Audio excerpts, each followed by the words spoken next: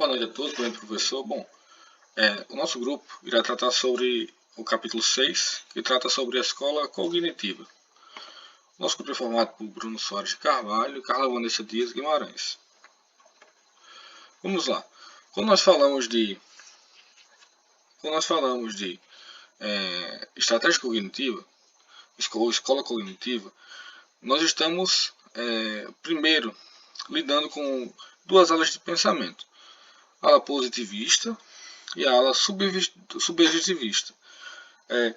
A ala positivista, ela tende a fazer uma análise externa, vendo todos os pontos que estão ao seu redor, todas as linhas de pensamento, e a partir daí formar a sua ideia, formar a sua estratégia. Já a subjetivista, primeiro começa com análise interna, uma análise interior, para formar o seu pensamento. Dentro dessas análises que nós fazemos, tanto interna como externa, se cria-se um antagonismo entre o pensamento, entre essas ideias, e esse é o nosso primeiro ponto, que é a cognição como confusão. Quando falamos sobre diversos pensamentos, diversos tipos de viés dessa análise interna e externa, nós, a formatar a estratégia, nos deparamos com alguns tipos de pensamentos ou viés a ser seguidos. Dentre eles, o autor ele expressa alguns que está exposto na apresentação. Por exemplo, o viés da incoerência, que nada mais é do que a incapacidade de aplicar os mesmos critérios de decisão em situações semelhantes, ou como o conservadorismo, que é a incapacidade de mudar ou mudar lentamente nossa opinião à luz de novas informações. Então, cada um desses viés vai ter um peso muito grande na formação da estratégia, levando em consideração que cada um deles estão em antagonismo, e que na maneira que estamos pensando em uma estratégia, tais viés buscam direcionar nosso pensamento estratégico. Dentre outros também que ele continua colocando aqui, como atribuição de sucesso e fracasso, quando o sucesso é atribuído às aptidões da pessoa e o fracasso à má sorte ou erro de outra. Então, que inibe o aprendizado, pois não permite o reconhecimento dos próprios erros. Dessa maneira, esse tipo de viés torna dificultoso a obtenção de estratégias mais positivas. Dentro disso, nós temos os estilos cognitivos. Dentro dos estilos cognitivos, como expresso aí, nós podemos citar a extroversão, introversão, sensação, intuição, pensamento, sentimento, julgamento e percepção. Todos esses estilos cognitivos formam 16 combinações de estilos cognitivos, ou seja, a combinação da extroversão, introversão, ou extroversão, intuição e assim por diante, que molda a maneira como se pensa, a maneira como o gestor ou aquele que formula a estratégia pensa e direciona o seu pensamento estratégico. A cognição é como processamento de informações. Vamos lá.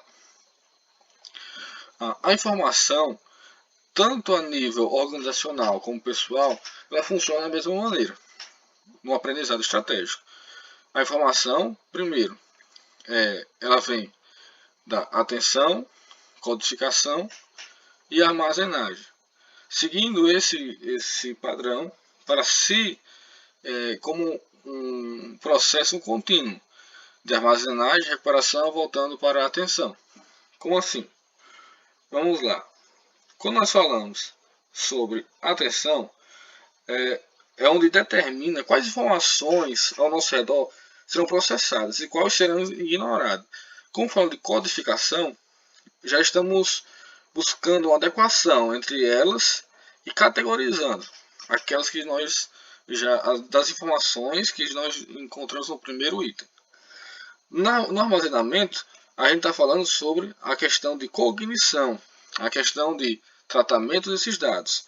No final, a decisão, de acordo com esses dados tratados, qual decisão nós tomaremos, que no caso é a atitude direcionada pela estratégia.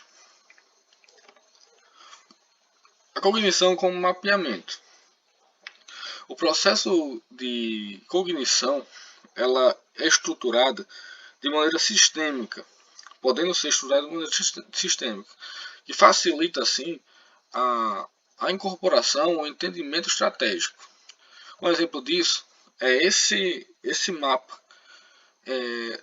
estratégico, mostrando uma sequência de fatos ou sequência de atos que formula uma estratégia da mesma maneira.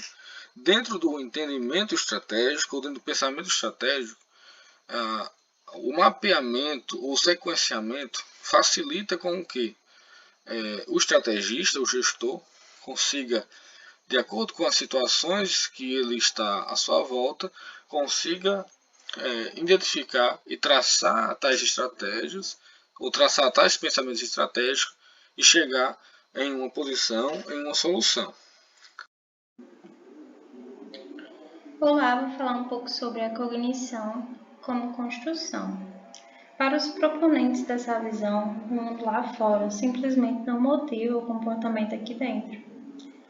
Há mais na cognição do que um esforço para refletir a realidade por meio da remoção da distorção, das tendências e da simplificação. Na verdade, a visão interpretativa, ela diz que o que está dentro da mente humana não é uma representação do mundo externo. E isso explica a questão da inovação, porque se os nossos pensamentos eles fossem baseados apenas no que a gente vê ou que a gente vivencia, não teria como existir inovação, pensamentos inovadores, porque a gente só iria pensar naquilo que já existe.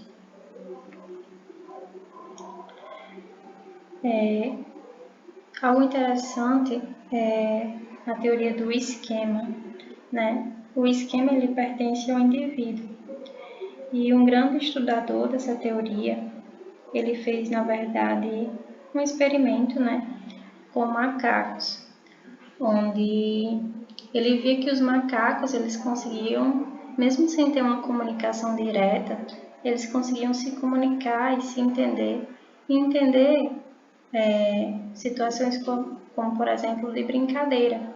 Eles conseguiriam diferenciar gestos que simbolizavam uma brincadeira de gestos que não significavam. Então, como isso é possível? Então, a esse tipo de comportamento e de entendimento, ele deu o nome de esquema, né? Os indivíduos eles tinham um esquema ao qual eles conseguiam entender comunicações desse tipo. E isso não aconteceu com os animais, mas também com os indivíduos, né? Eles têm esse tipo de pensamento do tipo esquema. E o conjunto disso, quando várias pessoas têm um esquema, concordam com a mesma linha de pensamento, isso na verdade é chamado de estrutura, né? E obviamente quando um grupo de pessoas eles concordam sobre um assunto, sobre uma linha de pensamento, é muito mais fácil persuadir, né? Persuadir uma nova pessoa que entra nesse grupo. Como, por exemplo, se um grupo de vendedores, eles concordam que devem receber uma comissão por vendas, é muito mais fácil eles persuadir o chefe, por exemplo. Uma pergunta interessante que existe nessa escola é se o ambiente é construído. E para os defensores, né, dessa visão, sim, o ambiente ele seria construído. Dessa forma, ninguém na organização vê o ambiente, mas na verdade ele é construído por cada pessoa que chega até ele. Pode ser o mesmo ambiente, pode ser o mesmo mercado, né? Mas cada pessoa vai viver de uma forma diferente de acordo com as suas crenças, com aquilo que viveu, enfim. Falando um pouco da competição e cognição, é importante que se tenha cuidado, né, na competição entre empresas, porque muitas vezes as informações que se chegam, elas não são corretas, elas não são completas, não são confiáveis. Então, se você quer realmente tornar a sua empresa mais competitiva através disso, então é importante realmente dedicar um tempo para que as informações sejam de fato confiáveis. Por fim, eu queria falar um pouco das premissas da escola cognitiva. São 4 premissas, entre elas a formulação da estratégia, que é um processo cognitivo que ocorre dentro da mente do estrategista. As estratégias emergem como premissas, como perspectivas, e essas informações elas fluem por todos os tipos de filtros. Como conceitos, as estratégias são difíceis de realizar, em primeiro lugar, e quando são realizadas, elas ficam consideravelmente abaixo do ponto ótimo e, subsequentemente, são difíceis de mudar quando não são mais viáveis. Agora eu vou falar um pouco da conclusão da escola cognitiva, né? Essa escola é caracterizada mais pelo seu potencial do que pela sua contribuição. A ideia central é válida, né?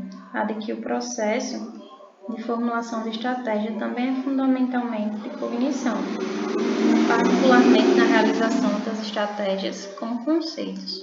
Mas a administração estratégica na prática, ou até mesmo na teoria, ainda precisa ganhar o suficiente da psicologia cognitiva.